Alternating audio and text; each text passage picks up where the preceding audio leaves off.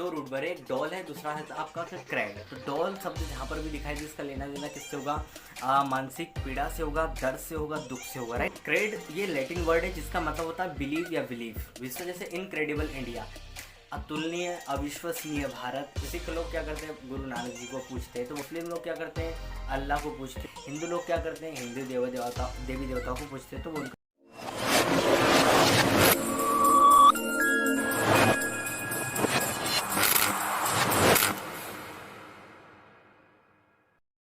once again welcome you all on my YouTube channel RDK English। So I hope you all are actually good। सभी को प्यार भरा नमस्कार।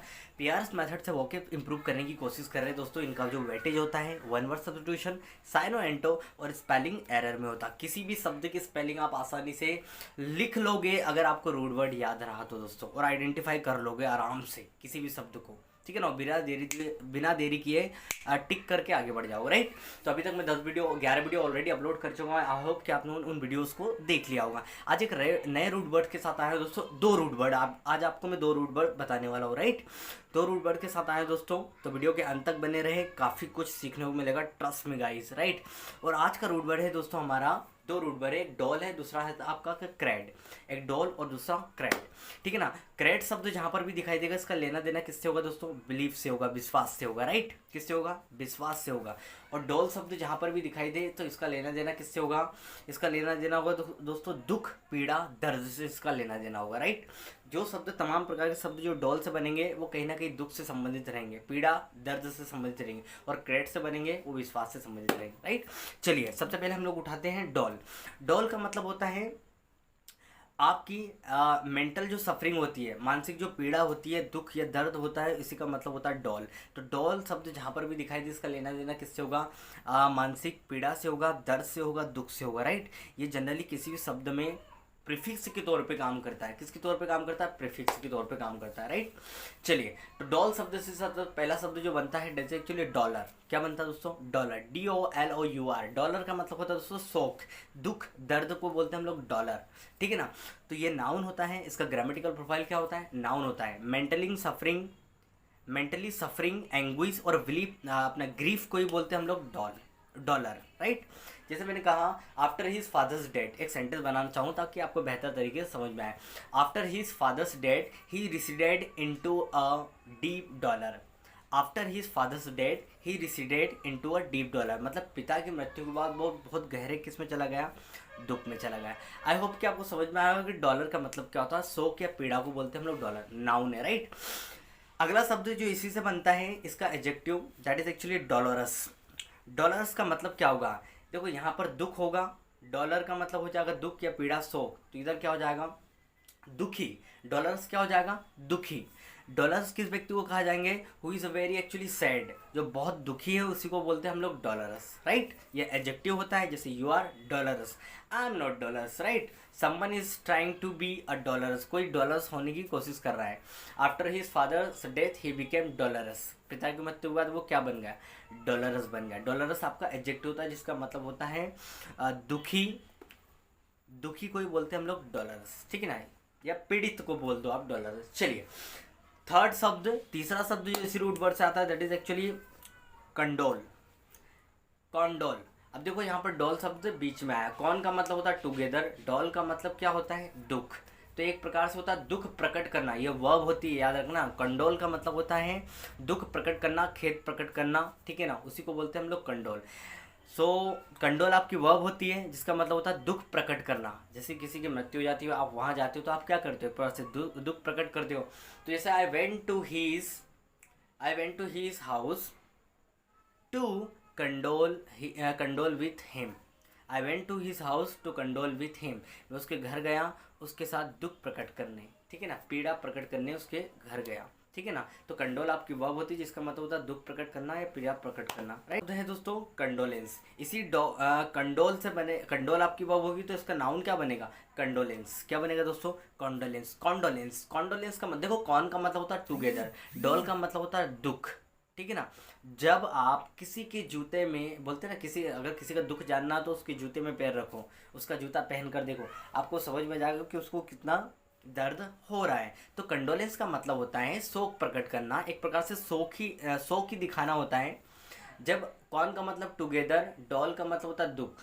जब आप किसी के दुख में किसी के दुख को समझकर दुख प्रकट करते हो, एक प्रकार से सिंपैथी वाला जो पैटर्न होता है, सिंपैथी सहानुभूति देते हो, right.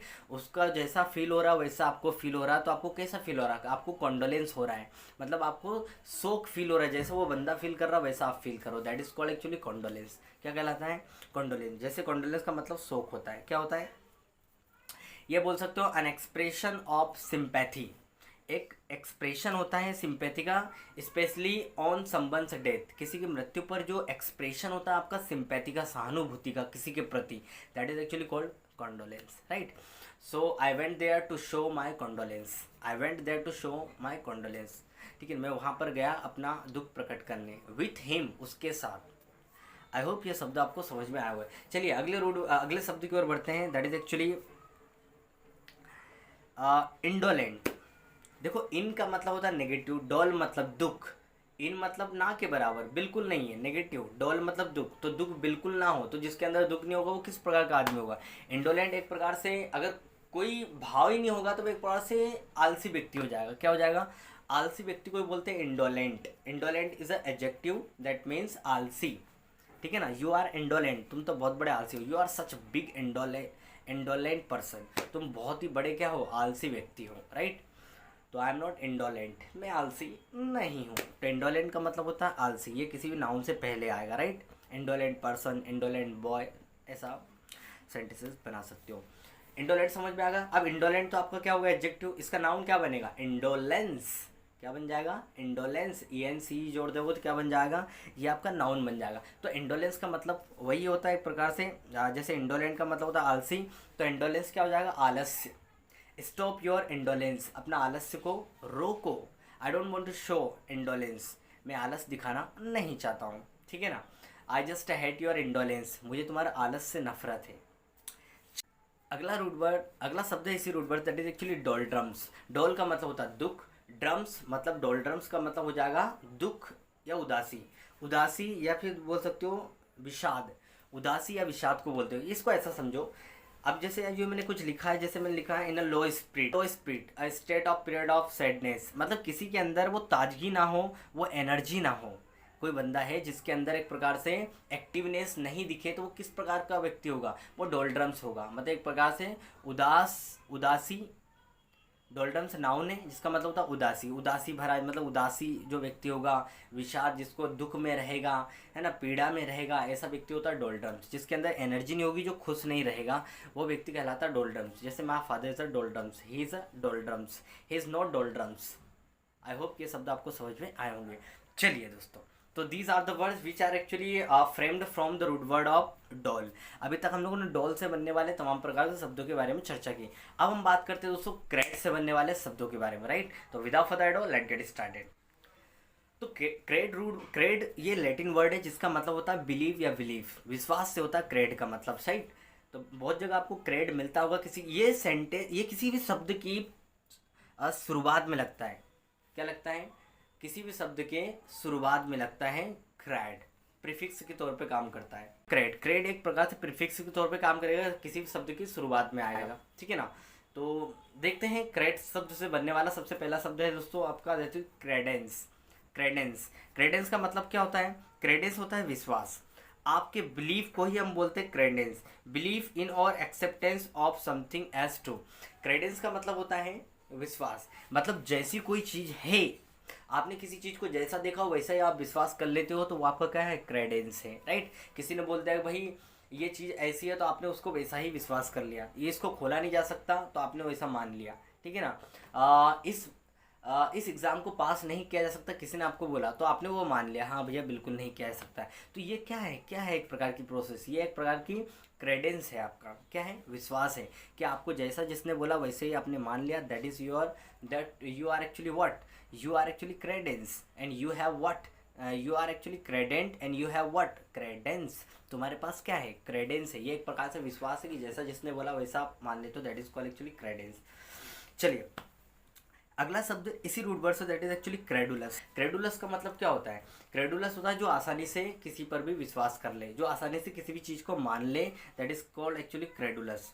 Easily actually believing something, किसी भी चीज़ पर आसानी से विश्वास करना ही क्या कहलाता है, क्रेडुलस, ठीक है ना। तो क्रेडुलस व्यक्ति कौन होगा, जिसको आप जैसा बोलोगे वैसा विश्वास कर लेगा। तो क्रेडेल से ही बना एक प्रकार से क्रेडुलस, यू आर क्रेडुलस। एक प्रकार से नेगेटिव सेंस में भी चला जाता है क्रेडुलस, मतलब एक प्रकार से क्रेडुलस मतलब जो आसानी से जिसको बेवकूफ़ बनाया जा सके। अब बेवकूफ़ कौन बनेगा, जो विश्वास करेगा, जो आसानी से विश्वास करेगा वही तो बेवकूफ़ होगा। तो क्रेडुलस व्यक्ति कौन होगा, जो आसानी से विश्वास चीज़ों पे कर लेगा। तो I am not credulous, you are credulous, your father is a credulous, why are you becoming credulous, ठीक है ना। इससे एक शब्द और याद रखना, क्रेडुलस से, दैट इज एक्चुअली गलीबल। एक शब्द और होता है गलीबल, जिसका मतलब होता है जो आसानी से किसी भी चीज़ पे विश्वास कर लेता है या जिसको आसानी से बेवकूफ़ बनाया जा सकता है, that is called actually gullible, right. Gullible और क्रेडुलल बोथ आर सेम, दोनों एक दूसरे के क्या है दोस्तों, सिनोनिम्स हैं। दोनों ही क्या है, सिनोनिम्स है। आई होप ये गलीबल और क्रेडुलल आपको समझ में आया होगा। चलिए अगले शब्द की ओर बढ़ते हैं दोस्तों। अगला शब्द इस root word, that is actually credibility. Credibility आपका अनकाउंटेबल नाउन होता है। क्रेडिबिलिटी का मतलब होता है विश्वसनीयता। जैसे मैंने कहा कि आपकी देखो, क्रेड का मतलब होता है बिलीव, ठीक है ना, और क्रेडिबिलिटी, बिलिटी मतलब योग्य एक प्रकार से। एबल जो होता है ना, क्रेडिबल से ही बना क्रेडिबिलिटी। तो बिलिटी मतलब एबल, मतलब आपकी जो क्रेड का मतलब विश्वास और एबल मतलब होता है योग्य। तो आपकी जो विश्वसनीयता है मार्केट में, जैसे मैंने कहा आपको कोई पैसा दे सकता है, ये आपकी क्या है, क्रेडिबिलिटी है। आपको कोई आप पे यकीन कर सकता है, ये आपकी क्रेडिबिलिटी है। आपका नाम सुन के कोई किसी की मदद कर सकता है, ये आपकी क्या मार्केट में क्रेडिबिलिटी है, मतलब विश्वसनीयता, इतना आपने नाम कमाया है। तो क्रेडिबिलिटी मतलब विश्वसनीयता। What is your credibility in the market, ठीक है ना। और अगर इन लगा दो इससे पहले, इनक्रेडिबिलिटी मतलब अविश्वसनीयता, जिसकी मार्केट में इज्जत ना हो, विश्वसनीयता ना हो, वो क्या हो, वो किस प्रकार का व्यक्ति है, इनक्रेडेल व्यक्ति है, इनक्रेडेल व्यक्ति है। और जिसकी विश्वसनीयता हो वो क्रेडेल व्यक्ति है, राइट। कैसा व्यक्ति है, क्रेडेल व्यक्ति, विश्वसनीय व्यक्ति है।